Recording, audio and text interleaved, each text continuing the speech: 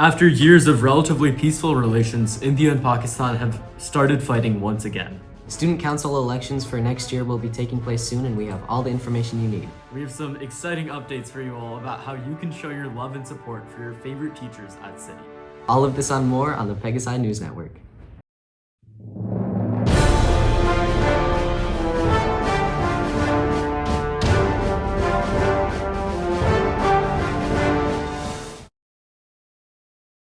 Good morning, I'm Ari Ostro. And I am Krishna Mano. Our first news story this morning is the revamped conflict between India and Pakistan in South Asia in their border region. Joining us now with more information on this are global national correspondents Fiona and Nishta. Hello, I'm Fiona Rodriguez. And I'm Nishta Lakhani. Let's start by looking at the recent India-Pakistan conflict. In its opening round of airstrikes before the dawn on Wednesday, May 7th, India struck targets deeper inside the Pakistani territory than it had done in decades. By all accounts, hit close enough to facilities associated with terrorist groups that could claim victory. After there was a series of attacks from Pakistan on India's Kashmir that killed 26 people. India and Pakistan have reached an understanding to stop all firings and military actions on land, air, and sea with immediate effect after 4 days of intense cross-border drone missile strikes that have brought the two countries teetering on the edge of a full-scale war.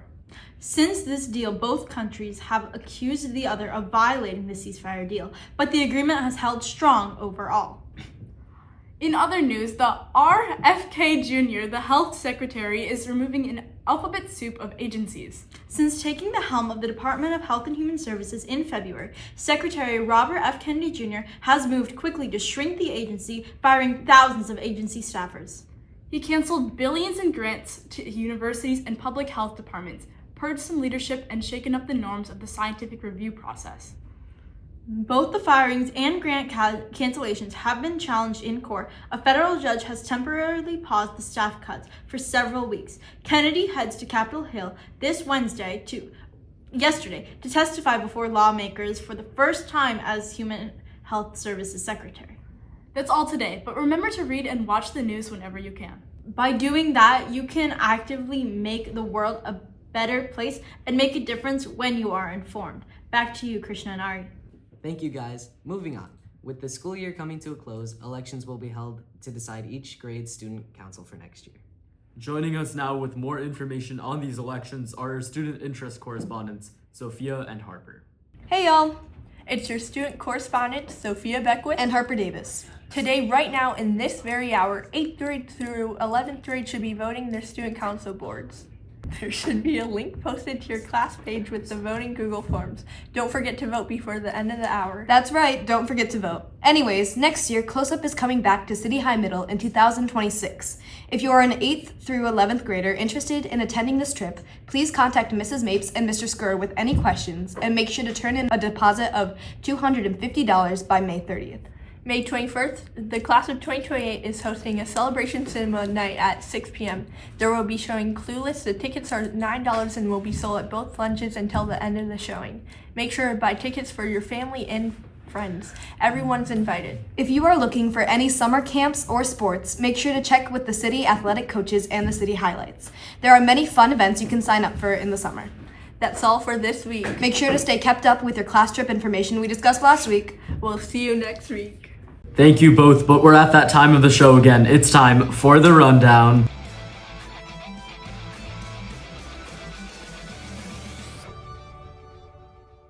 As always, we will have 1 minute to report as many stories as possible. 60 seconds on the clock, and go. The United States and China diffused the ongoing trade war between the world's two largest economies by agreeing to temporarily reduce their tariffs on one another.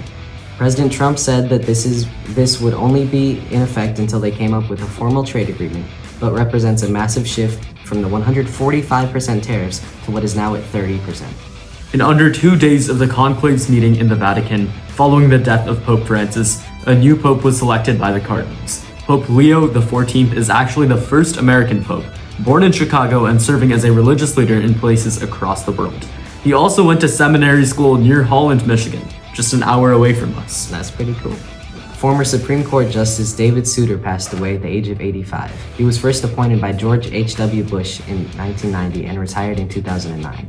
Initially a conservative, over time he sided with the Liberal bloc more often and was known for communicating his opinions respectfully but with certainty. A recent estimate found that New Zealand still has more sheep than people, but the human population is catching up. With a population of 23.6 million sheep and just 5.3 million people, there are about 4.5 sheep for each New Zealander. I guess humans just lack the confidence to grow the population. Some could call them sheepish. The annual Teacher of the Year contest at City is now open for students to vote. More information about this contest can be found in the City highlights, and you can cast your vote by scanning the QR code on the screen. All votes are due by the end of the day on Friday, May 23rd. The Spring Orchestra concert will be tonight on Thursday, May 15th, starting at 6:30, and graduation will also be happening next Thursday on May 22nd, with more information of end-of-the-year events available on the City highlights. Next, let's enter the amazing world of sports in the Sports Report with Eli Hajar and myself, Ari Ostro. Welcome back to the Sports Report. I'm Ari, I'm Eli. and we have to talk about the NBA and the MLB today. Starting off, the Pacers took a 3-1 lead over the Cavs in the Eastern Conference, and the Nuggets are currently tied up 2-2 in the Western Conference with the Thunder. Boston Celtics superstar Jason Tatum went down with his Achilles Monday night.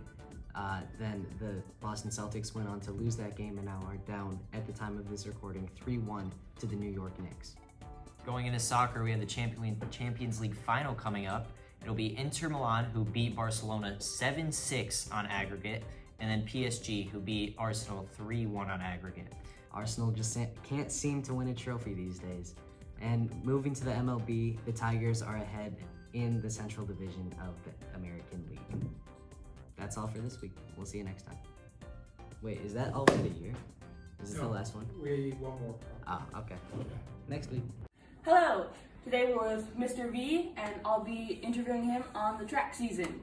He teaches 7th grade world history and 8th grade US history.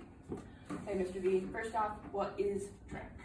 Alright, so track is actually track and field. So half the events are on the track itself, which is like a 100 meter, 200 meter, all the way through the 2 mile, and that's just running in a circle.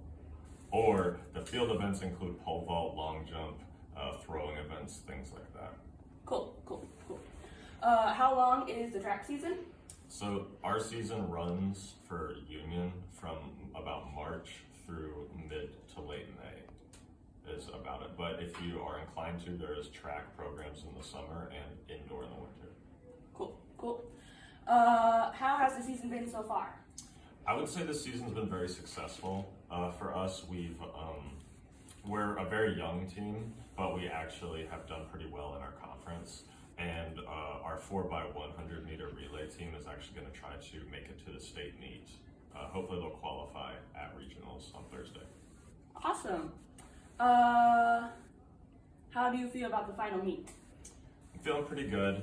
We have some guys that are looking to try to break in. There's some juniors and sophomores that are looking to try to break into those, upper levels of the track game at the state level. And so it's kind of prove it or not at this meet. And so we'll see how it goes, but ultimately we have a great team with a lot of great athletes. And so I think we're going to do really well. Cool. And those are all the questions. Thank you all for joining us today for the PNN. Make sure to follow us on Instagram for updates, discussions, and community engagements at Pegasi News Network. We'll see you all next week at the same time on the same projector, but until then, smile every chance you get.